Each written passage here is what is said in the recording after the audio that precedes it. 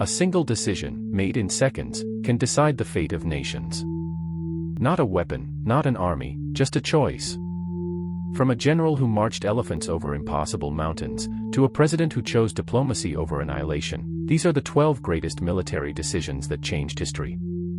Stay until number 1, because that choice may have saved the entire human race.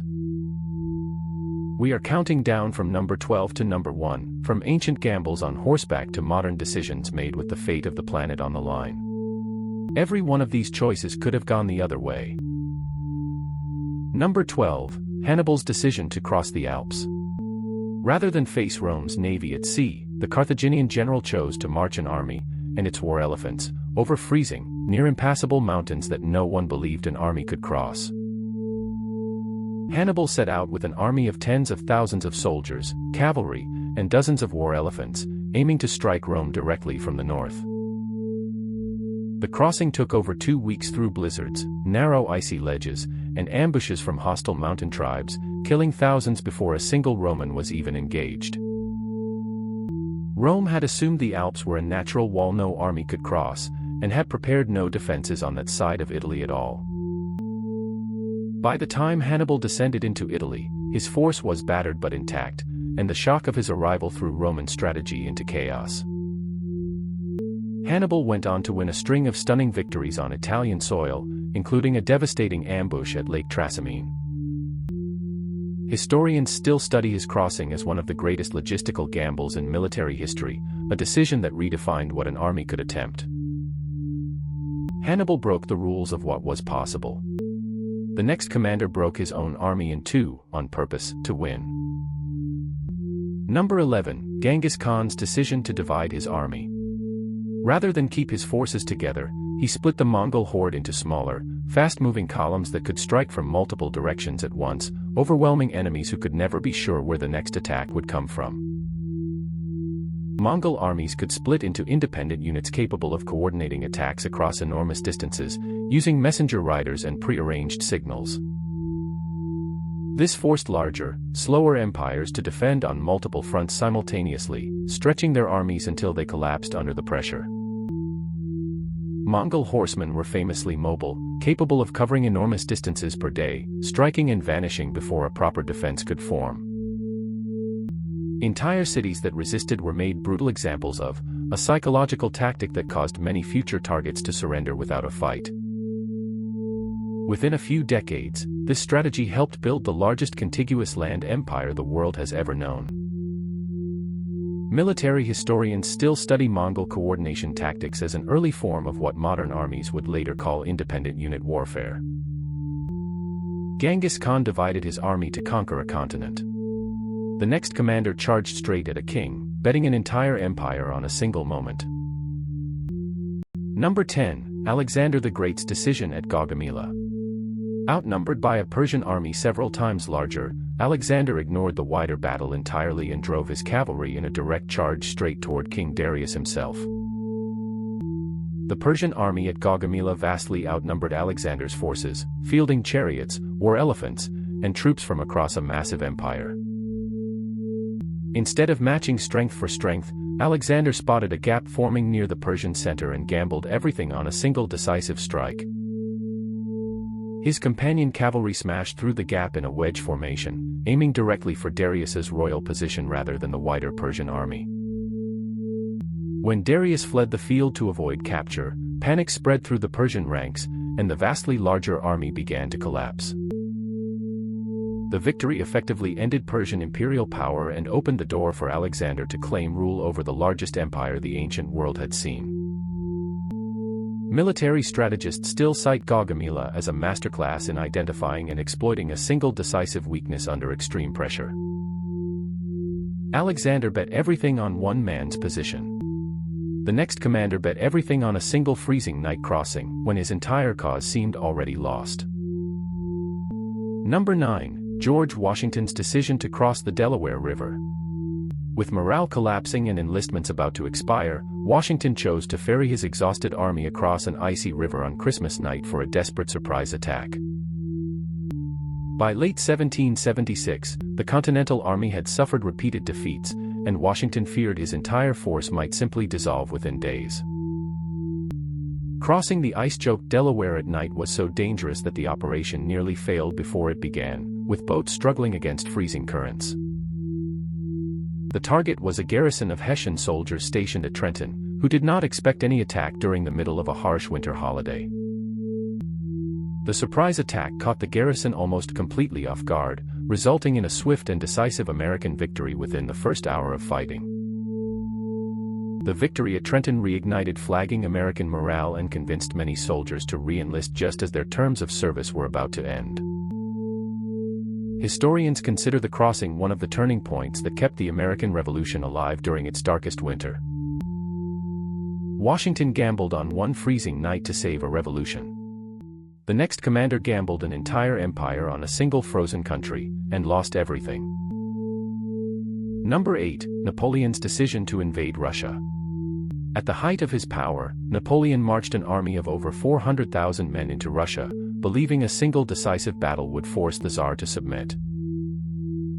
Napoleon assembled one of the largest armies Europe had ever seen, expecting a fast campaign that would crush Russian resistance within weeks. Instead, Russian forces retreated deeper into their own vast territory, burning crops and supplies behind them, denying Napoleon the decisive battle he wanted.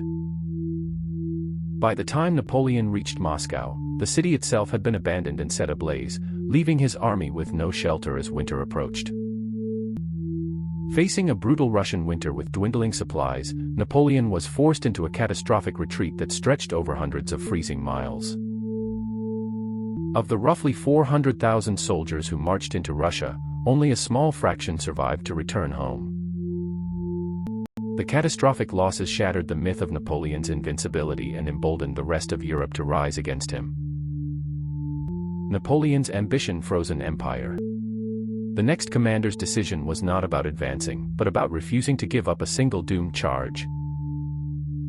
If ancient gambles already feel high stakes, wait. The next decisions were made by leaders who knew that losing did not just mean losing a battle. It meant losing everything. Number 7. Robert E. Lee's decision to order Pickett's charge. On the final day at Gettysburg, Lee ordered roughly 12,000 Confederate soldiers to march directly across open ground into entrenched Union lines. The attack required Confederate troops to cross nearly a kilometer of open farmland while under direct artillery and rifle fire the entire way. Union forces, positioned safely behind a low stone wall on higher ground, had a clear, unobstructed view of the entire advancing Confederate line. Despite the near-impossible odds, the attacking soldiers pressed forward with remarkable discipline, reaching the Union line at a point later called the high-water mark. The charge ultimately failed, with roughly half of the attacking force killed, wounded, or captured within less than an hour. The devastating defeat marked the turning point of the Battle of Gettysburg and is often cited as the beginning of the end for the Confederacy's momentum in the war. Lee reportedly told his retreating soldiers that the failure was entirely his own responsibility, a rare admission from a commanding general of the era. Lee's charge cost thousands of lives in under an hour. The next commander's mistake cost an army an entire desert campaign, one supply line at a time. Number 6. Erwin Rommel's decision to push deep into Egypt.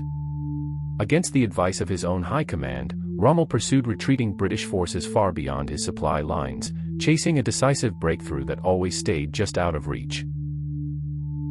Rommel's Africa Corps had already achieved a string of stunning victories, earning him the nickname the Desert Fox among both allies and enemies. Pressing forward toward Egypt stretched his supply lines for fuel, water, and ammunition to a dangerous breaking point across hundreds of miles of open desert. British forces regrouped at El Alamein, a narrow strip of defensible terrain between the sea and an impassable desert depression, blocking any further advance. With his forces exhausted and undersupplied, Rommel's advance finally stalled just short of the Suez Canal, one of the most strategically valuable targets in the war. The subsequent Allied counteroffensive at El Alamein pushed Axis forces back for good, marking a major turning point in the North African campaign. Even Rommel's rivals later acknowledged that his aggressive instincts, while brilliant tactically, ultimately overreached what his logistics could support. Rommel's overreach cost him North Africa. The next leader's decision would have to hold an entire nation together with nothing but words. Number 5. Winston Churchill's decision to fight on alone. With France fallen and much of Europe under occupation, Churchill rejected calls within his own government to negotiate peace, choosing instead to resist with Britain's back entirely against the wall. By mid-1940, France had surrendered and Britain stood as the only major power in Western Europe still resisting occupation. Some members of the British War Cabinet privately urged exploring peace terms, believing continued resistance alone was militarily hopeless. Churchill refused, delivering defiant speeches that rallied a nation bracing for invasion and relentless nightly bombing raids on its cities. Royal Air Force pilots, vastly outnumbered, fought a desperate defensive campaign in the skies that came to be known as the Battle of Britain. The successful defense denied Germany the air superiority needed for a full invasion, preserving Britain as a base for the eventual liberation of Europe. Historians widely regard the decision to continue resisting, against overwhelming odds, as one of the most consequential moral stands of the entire war.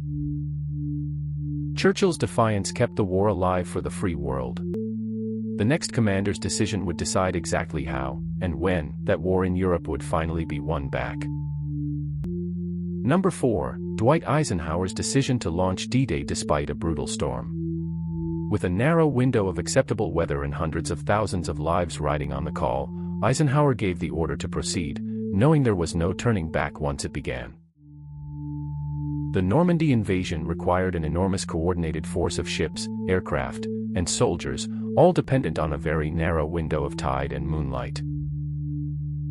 Rough seas and poor weather forced a one-day delay, and forecasters warned the next available window might not come for weeks.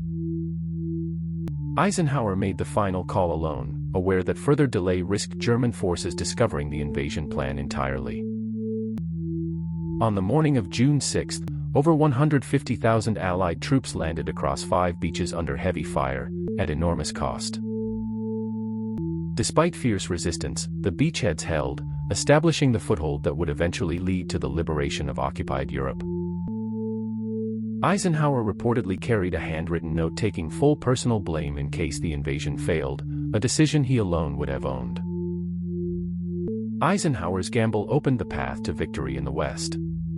But in the East, one commander's refusal to retreat was already deciding the war's outcome. The final 3 decisions were made with the entire world watching. One wrong call in any of them could have ended millions of lives, or worse. Number 3. Joseph Stalin's decision to hold Stalingrad at all costs. As German forces pushed deep into the city, Stalin issued an order forbidding retreat under any circumstances, turning the ruined city into a grinding, block-by-block battle of attrition. The order, known widely as Not One Step Back, made retreat without authorization a punishable offense, forcing soldiers to hold ground regardless of losses. Fighting collapsed into brutal close-quarters combat through basements, stairwells, and shattered factories, sometimes changing hands multiple times in a single day. Both sides suffered horrific casualties in the freezing ruins, with the battle stretching on for months through a brutal Russian winter. A massive Soviet counteroffensive eventually encircled the German Sixth Army entirely, cutting off any hope of resupply or retreat. The German surrender at Stalingrad marked one of the most catastrophic defeats of the entire war, shattering the myth of an unstoppable advance eastward. Historians widely consider Stalingrad the turning point of the war in Europe, after which the balance of momentum shifted decisively toward the Allies. Stalin's order turned the city into a graveyard for an army. But the decision that started this entire war in the East was made by one man, a year earlier. Number 2. Adolf Hitler's decision to invade the Soviet Union. Breaking a non-aggression pact, Hitler launched the largest invasion force in history across a front thousands of kilometers wide, opening a catastrophic two-front war that would ultimately doom his entire campaign. The invasion force numbered over 3 million soldiers, alongside thousands of tanks and aircraft, making it the largest military operation ever launched at that point. Initial advances were rapid, but the sheer size of Soviet territory and the resilience of its population slowed the offensive far more than planners had expected.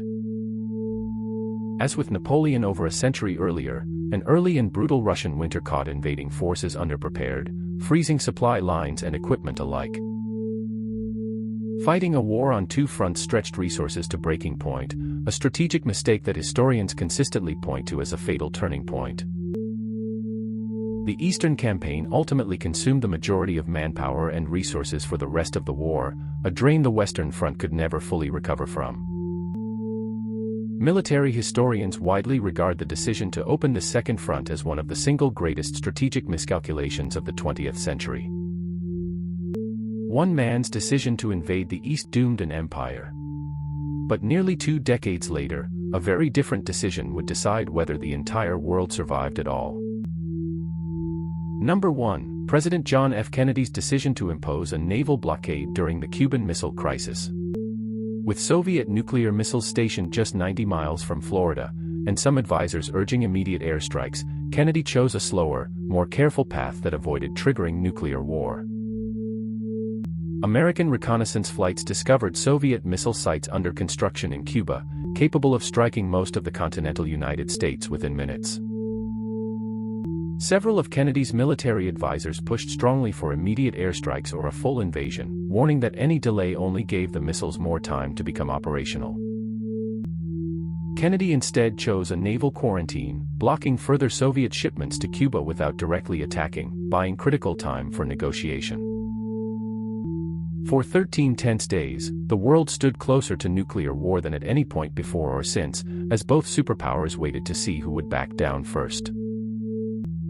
Secret back-channel negotiations eventually led to a resolution, with the Soviet Union agreeing to remove the missiles in exchange for private American concessions. Kennedy's decision to choose measured pressure over immediate force is still studied today as one of the most careful examples of crisis leadership in history. 12 decisions, 12 moments where history could have broken the other way. But nothing compares to a choice that may have kept the entire human story from ending. From ancient mountain crossings to a president who chose patience over Armageddon, history turns on decisions made in a single moment. Which one shocked you the most? Subscribe to Turning Point Files, and next time we count down the inventions and decisions that reshaped the modern world.